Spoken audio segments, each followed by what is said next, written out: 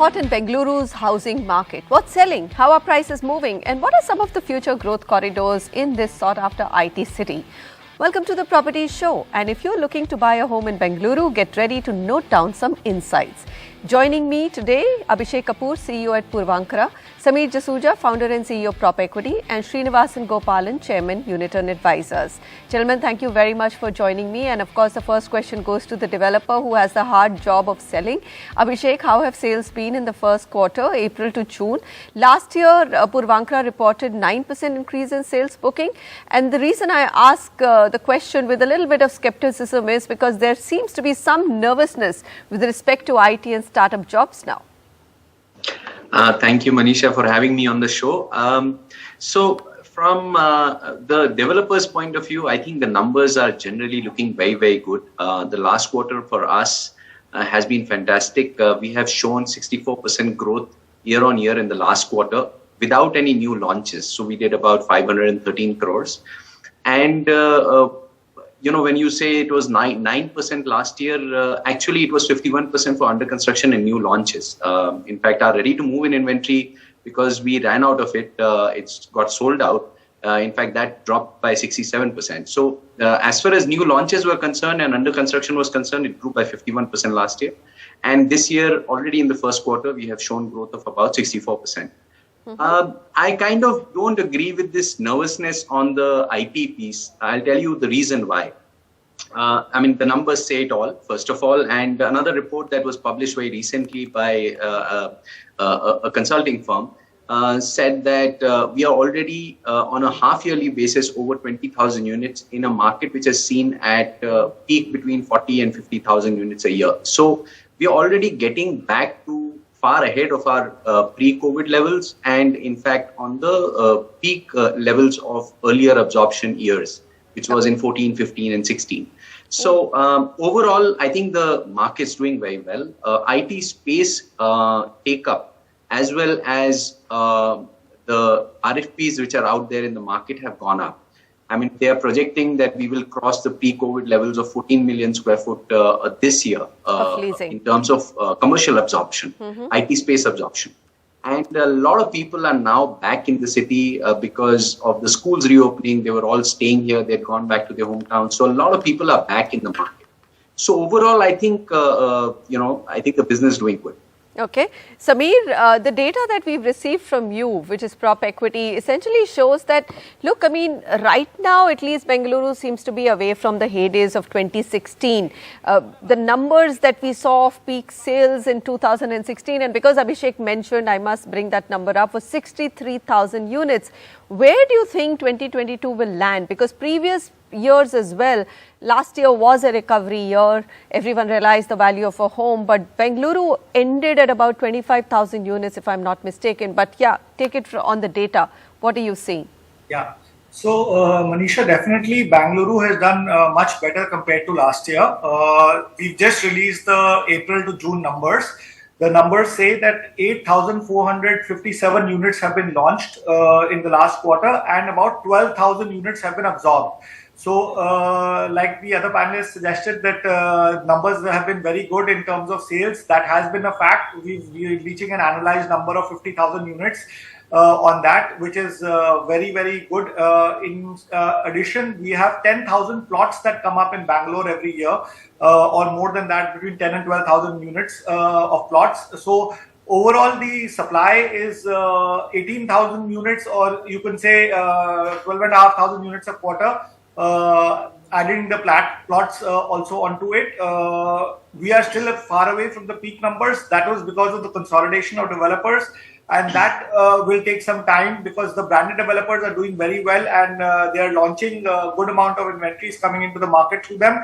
But the tier 2 developers are not launching that much, which is restraining Bangalore from achieving its numbers of 15, 16. Okay, so you're saying the supply is definitely down quite a bit, almost 55% from 2018 to 2022 as I'm looking at the numbers. Sales drop, if I look at 2018 to now, has been about 36%. But what you're saying is that we've only seen for 6 months, we might actually end at 50,000 sort of units along with plots that your Bengaluru is selling. In terms of absorption.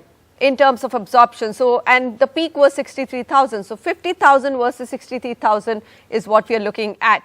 Okay, then let me come, Srini, do you share this optimism that the curve is definitely up and, you know, maybe another year or so to reach the peak levels of 2015-16? Or do you think that that was one of the euphoric periods we may not see for some time in any of the top cities of India? No, so I don't think we are not peaked. I think we are peaked. I share completely the entire optimism on the real estate side. You have to also compare 63,000 units sold by how many developers. There's been a significant amount of consolidation, and as you rightly said, the branded developers are selling with a 69% growth and a 50% growth, but there is a dud also in the tier 2 and the tier 3 developers who are not launching and not selling. So very clearly, the sales are at its peak and they are doing well, and good amount of faith in the market, which will keep this euphoria on. So completely positive on the real estate side. If it is so euphoric, why is the price rise looking so muted? 10% over 4 years is about 2 to 3% annualized. So really just an end users market. Abhishek, let Abhishek take this question. Or is it again that developers such as such as you have been able to charge higher increases to the end consumer? Because last 4 years, I'm just seeing very, very muted price rises in even longer. Manisha, see, when you look at average price rises across the city, what happens is you look at two things. One is you also have a lot of developers who are not grade A developers, right, in that category. So they may have given discounts. The second thing that is there is the mix of inventory. So a lot more of affordable or a mid-income housing may have got sold. So it's a overall average that you're looking at, and hence it may not be exact representative of how the prices have gone about. In our understanding, the prices have gone up and on project to project and micro market to micro market basis. Most of the branded developers, organized players have increased prices in last 2 years, and largely on account of, especially on account of inflationary pressure and increased commodity prices. But you know, one thing is good about Bangalore, that we are not very greedy. We are, developers and real estate as a community, I think, focuses on volumes, ensuring that everybody gets a home who comes into the city. Okay. So I think it is good. The price appreciation has been there, but on an overall basis, I think Bangalore as a market has remained very, very stable in pricing, and hence you see the kind of absorption that you see in this market. In fact, even during the peak time, Srini, and we are talking about that 2013-14 period, Bengaluru was one market which never saw more than 8 to 9% increase at its best, right? Which essentially means that, yes, I would agree with Abhishek there, that the developers there seem to be a little bit more sane in terms of price increases, and land continues to remain amply available and reasonably available. Isn't that also one of the reasons why Bengaluru prices don't rise so much? Yeah, so we are very correct in that as compared to Mumbai. I mean, land is gold in Mumbai. Here I can move all sides, north, south, east, west, northeast, southwest, sub jagah pe there is land available. So that is one thing. And also the comparison of the last 4 years is not very representative, because we have seen a lot of regulatory changes and a lot of confusion in the market, and with COVID also coming in. So I believe that as of today, good brands are selling 10 to 15% more, mainly because of the input cost. If you compare cement from all of them have underwritten cement when it was at 40,000 rupees. Today we are at 65,000 rupees on steel. Similarly, on cement, from a $200 to a $250. So somewhere the prices have to increase. And the last 1.5 years, the new launches are at least 10 to 15% more. And fundamentally, Bangalore is an end user market, which is very good for a city. Okay. So those are the factors where we will always see muted increase in prices, but these are stable prices. All right. Samir, now, I understand that, okay, last 4 years were an outlier, but going forward, everybody buys a home, even an end user is looking for some sort of at least capital appreciation, because rental yields in India are just 2 to 3%, right? So one feels good. I bought a home today. I'd like to see at least a 8 to 10 inflation plus 2 to 3% appreciation in my property that I've bought or I'm living in.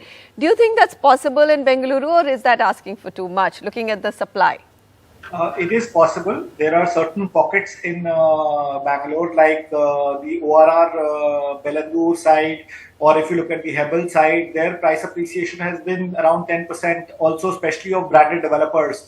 So if you look at certain pockets and certain micro markets, Sarjapur, Whitefield, Yelahanka, Devanhalli side, you've seen a good amount of appreciation, whereas if you look at Electronic City side, there has been not so much appreciation over there. So it continues to be an end user market, but yes, certain pockets is seeing excessive demand. And as I mentioned to you, 8,000 supply and 12,000 absorption, which means that slowly the prices will start going up higher than what they've been going up previously. And also, just would like to add one more point that overall amongst the top 10 cities, Bangalore numbers are on the 4th.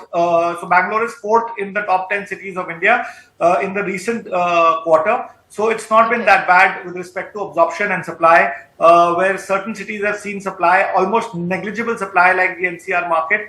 Bangalore on the other hand, it seems to be healthy both on absorption. Supply has come down a bit, but it's only a matter of time where it'll start picking up as well. Of course, if they find buyers, I'm sure there are enough and more developers in Bengaluru to launch more. That's never going to be a problem. Srini, future growth corridors that you would bet on? I mean, Samir has named a few, but... North and East. I divide Bengaluru into a clock. Starting from 11 o'clock to 4 o'clock, that is the growth corridor. All right. And why is that?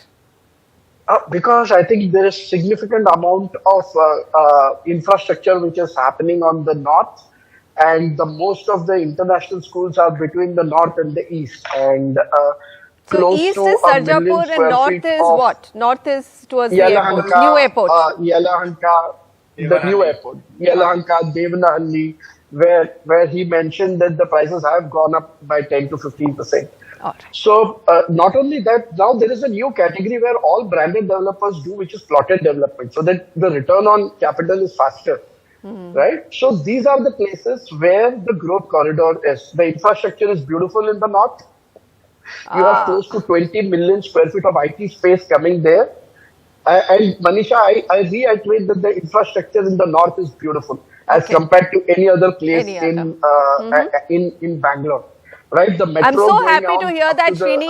All right, let's move on to the next one. North, yes, has some infrastructure, but the city really has taken a big setback on the terrible traffic and poor infrastructure. Huge bottleneck for developers as well. Abhishek, and you know, the Prime Minister went and said, give the state government 40 months to fix traffic issues. It doesn't really happen like that.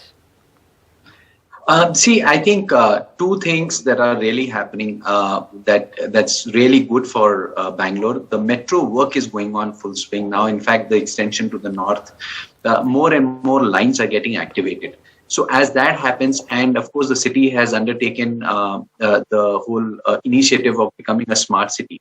There is a lot of work that is going on the infrastructure side. I am quite hopeful that over next 2-3 years, things will improve significantly, and we will see as these lines become more and more active and people start using more and more public transport, a lot of improvement in terms of traffic and transportation will be there. And as developers and as an industry, I think responsible large developers are also undertaking traffic planning, understanding how they should do their entry and exit, especially for commercial projects, because that's where major traffic comes in and goes out. So I think that traffic planning, obviously with organized developers thinking about those things is also going to make a difference to the city. Manisha, if I can just add one point on the pricing bit. I wanted to just say that any project that you undertake with a branded developer, a good organized player, you will see price appreciation from anywhere between 25-30% to 50% from the time of launch to the time of completion. So real estate as an asset always appreciates. On an overall market average, it may look different. But any project that you look at in terms of investment, you will always see that the prices appreciate anywhere between 30 to 50% from launch to possession. And launch to possession is how much? How long is launch to possession? Oh, so that's typically between say 3 to 4 years time frame. And if you look at a 3-4 year time frame, actually you're paying over a period of time. So on an average, incremental benefit or return on investment is quite significant because you're actually invested only 50% of capital on an average. Well, 50% goes literally in the first 6 months. I'm glad you at least said that, Abhishek. No. All right, so you're saying, what I'm coming back to is, look, I mean, you can get 10 to 12% to 15% appreciation even in a Bengaluru market at this point in time. Your growth corridors that you're betting on, would you agree that because North wins on infrastructure and there's a lot of IT absorption happening between North and East, those are the markets to watch out for? Definitely, North and East will continue to be very, very buoyant. But South and in fact West is quite not looked upon. There is a lot of warehousing and industrial activity in that market, and whenever a good large development comes along, there is a significant absorption that happens in that market as well. But definitely, my bet is also on North and East of Bengaluru. East.